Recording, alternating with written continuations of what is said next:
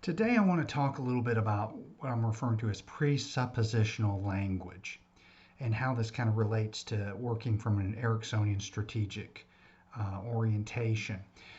A lot of times, there are assumptions about the world that we make that kind of sneak into our language. And if we're aware of them and we're aware of how to use them appropriately, we can set the ground a little bit, kind of seeding hope and possibilities and creating a framework for people to buy in more to what we're doing, or at least to give them a sense of hope. Now, presupposition is an assumption, a belief in the background about how some situations may work, how things are going, and it's built on a fundamental viewpoint that sometimes isn't very explicit. It's more of an implicit viewpoint. How we use this with Ericksonian strategic therapy is a lot of times we will kind of set the stage as what the outcomes will be just with the use of our language. So, for example, if you ask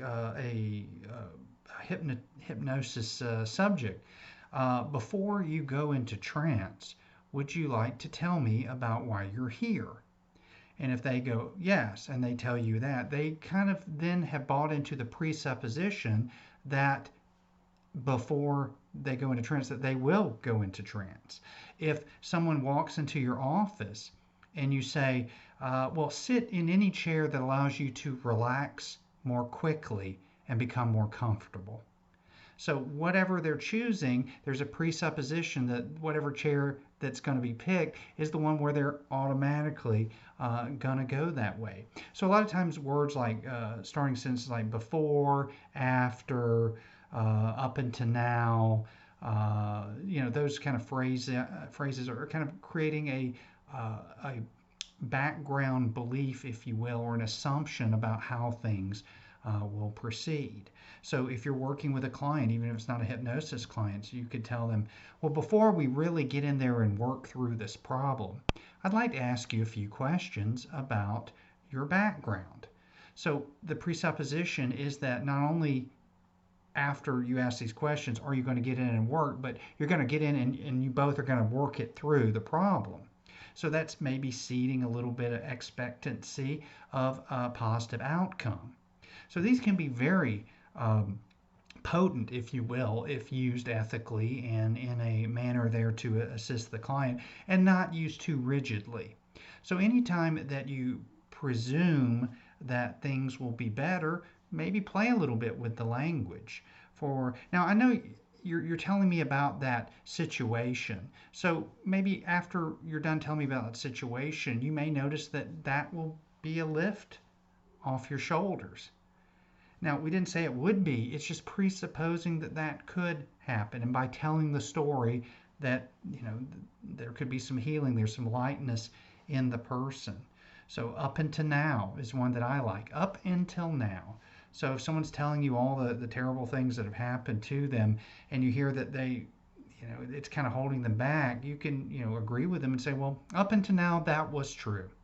So, that's a presupposition that all that's true, but up until now, meaning something's going to be different. Something now is going to start a new chapter. Up until now, you probably did feel really bad and really stuck in what's going on, and that's okay that you used to feel that way. So playing a little bit with the time pacing there was you're putting it in the past.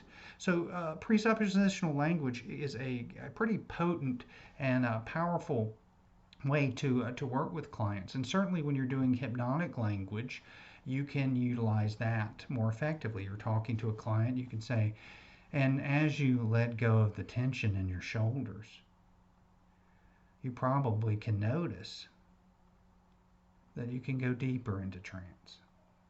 So the presupposition, as soon as that tension lets go, that they can notice and they will go into trance a little deeper. So just kind of throwing a few ideas out there. If you really want to get good at presuppositions, again, I find the best thing is to get out and write as many of them down as you can and start intertwining them. Sometimes just listening to your clients.